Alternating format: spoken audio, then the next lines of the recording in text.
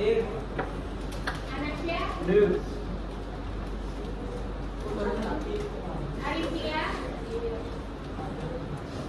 Charis, Ferry, Farah, Gaisalda,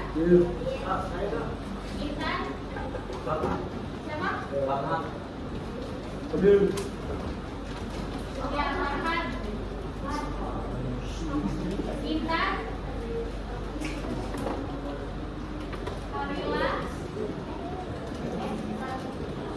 Marsio, Marcela,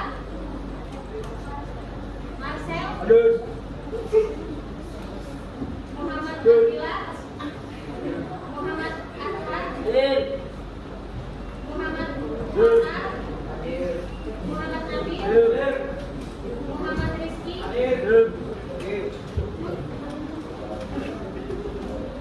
Nurita, Nawal, Novita, Winita, Rahma, Revika, Rehanika, Salsabila, Siva, Tiffany, Yusuf, Zaid, Sufiana. Baik, di sini kita akan melanjutkan materi mengenai aplikasi pengolah kata yaitu Microsoft Word. Minggu lalu kalian sudah belajar apa? Excel. Masih ada yang ingat? Kita belajar apa kemarin? Apa? Belajar tentang fitur-fitur Excel dan rumus-rumus Excel. Jadi sekarang kita masuk di aplikasi pengolah kata yaitu Microsoft Word. Nah, di sini siapa yang pernah menggunakan aplikasi dari Microsoft Word? Satu orang aja? Dua orang aja? Berarti masih sebagian ya. Ini digunakan untuk apa? Ada yang tahu? Ya, bisa buat surat, buat naskah, ya buat naskah.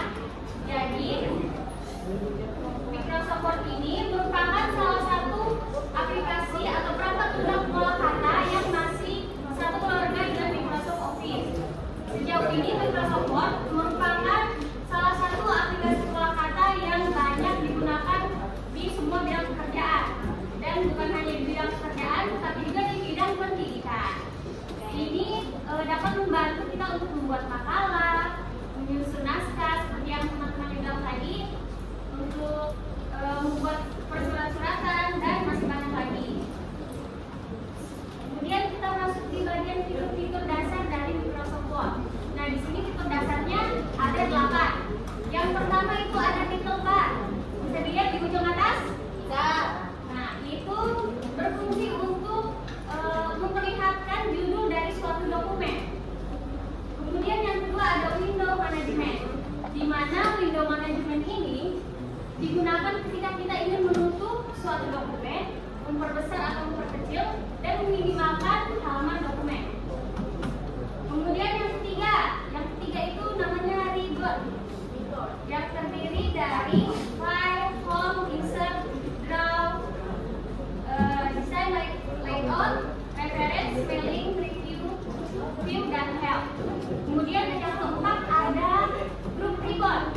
Group ribbon ini terdiri dari clipboard, font, paragraph, style, editing, dan add-ins.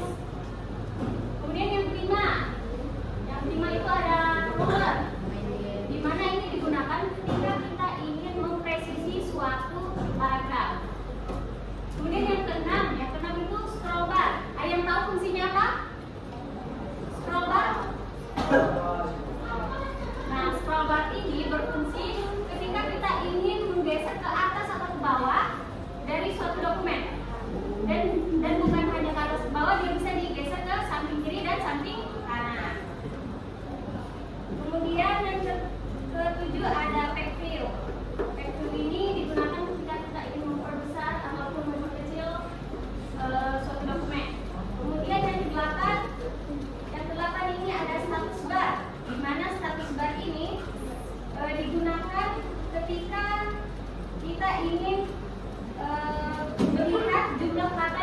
buat. Kemudian juga dia bisa melihat ejaan yang salah pada suatu kata yang sudah kita ketikkan. Lanjut, untuk fitur lanjutannya ada ribbon font. Ini ribbon font di bagian home. Ini digunakan ketika kita ingin memilih jenis font mana yang kita inginkan. Di sini sudah banyak jenis font, ada Times New Roman dan lain sebagainya. Ini kita bisa pilih sesuai dengan keinginan kita. Lanjut ada font size. Font size ini digunakan ketika kita ingin memberi ukuran pada suatu font yang kita buat. Kemudian ada increase dan decrease font. Nah, ini digunakan ketika kita ingin memperbesar ataupun memperkecil suatu kalimat yang sudah kita buat. Lanjut, di sini ada checkers. Ini digunakan ketika kita ingin membuat kalimat itu awalannya dengan huruf kapital. Bisa juga dengan huruf kecil semua dan bisa juga caps lock. Ini ada pilihannya, tergantung kita mau pakai yang mana. Kemudian fitur lanjutannya ada bold. Bold ini untuk apa? Ada yang tahu? Ya, menebalkan suatu teks. Kemudian ada italic. Italic ini untuk memiringkan tulisan. Kemudian underline. Underline ini untuk memberi garis bawah pada suatu tulisan. Kemudian ada subscript. Ini untuk digunakan ketika kita ingin memperkecil tulisan tapi dia berada di bawah. Sedangkan superscript untuk mengecilkan tulisan tetapi dia berada di atas. Kemudian lanjut, di sini ada text effect dan tipografi. Ini digunakan ketika kita ingin memberikan gaya atau efek pada suatu tulisan yang kita buat. Di sini kita bisa pilih jenis-jenis efeknya yang mana. Ini juga tergantung kita ya mau pilih yang mana. Lanjut, text highlight color. Ini digunakan ketika kita ingin memberikan atau memberi tanda pada suatu kalimat yang ingin di stabilo. Kemudian ada fitur lanjutan font color, di mana font color ini digunakan ketika kita ingin memberikan warna pada suatu font yang kita buat. Kemudian kita masuk di bagian paragraf, di bagian bulat, dan numbering. Nah, numbering ini digunakan ketika kita ingin membuat daftar list nama-nama kelas 9K. Itu kita bisa menggunakan angka 1, 2, 3. Tetapi jika kita ingin membuat suatu soal seperti pilihan ganda, kita bisa memakai yang ini. Bisa dilihat yang ABC itu. Kemudian lanjut di multi level list. Ini digunakan ketika kita ingin membuat suatu judul dan subjudul. Kemudian kita lanjutkan ada line ini untuk rata kiri, kemudian center untuk rata tengah, kemudian ada line right ini untuk rata kanan, dan justify ini untuk rata kanan kiri. Kemudian ada line and paragraph spacing ini digunakan untuk ketika kita ingin memberikan jarak pada suatu paragraf yang kita buat. Kita bisa berikan jarak 1,0, 1,15, 1,5, 2,0, 2,5 dan 3,0. Ini tergantung dari jarak yang sudah ditentukan atau yang kita inginkan. Kemudian ada shading, di mana ini digunakan ketika kita ingin memberikan warna pada latar belakang dari suatu teks. Oke, karena sudah selesai materinya, jadi kita praktek ya. Di sini saya akan membagikan LKPD di setiap baris. Setiap baris ini satu LKPD. Nanti kalian bisa gabung.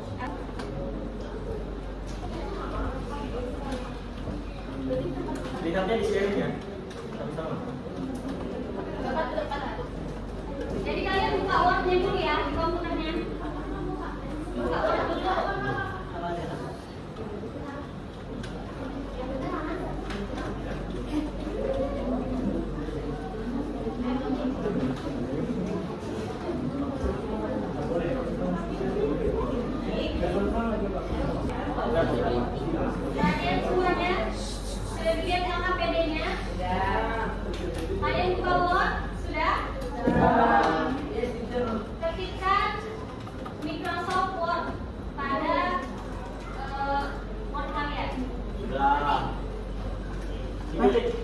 Microsoft Word.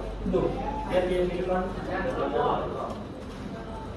Zoom. Ketik seperti ini. Kamu kelihatan. Zoom. Nah, tuh. Kemudian langkah pertama ketikkan teks berikut. Nah, yang ada ini LKPD kalian itu kalian ketik yang ini. Teknologi informasi sampai dan menambahkan gambar. Kalian enter dulu. Kemudian ketikkan teksnya. Ayo belajar mengetik semua ya. Enter. Yang ketikkan teks berikut ya. Ketik yang teknologi informasi sampai dan menambahkan gambar.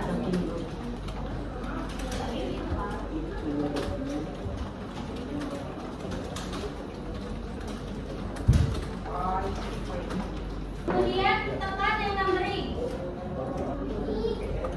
Kemudian cari download. Cari logo Excel. Logo Excel diklik, lalu di-insert. Sudah? Masukin lagi gambar untuk Microsoft Word-nya. Di bagian C menambahkan keterangan pada gambar. Di situ ada poin 1 sampai 3.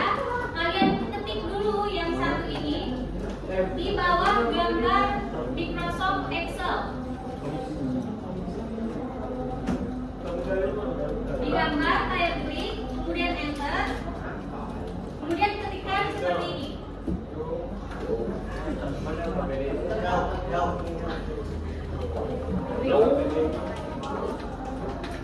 Ada yang belum nih, belum ya? Dari teknologinya ini di drop sampai bawah.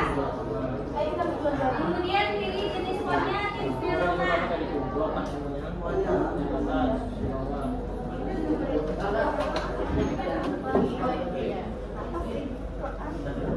Lihat di bawah dulu.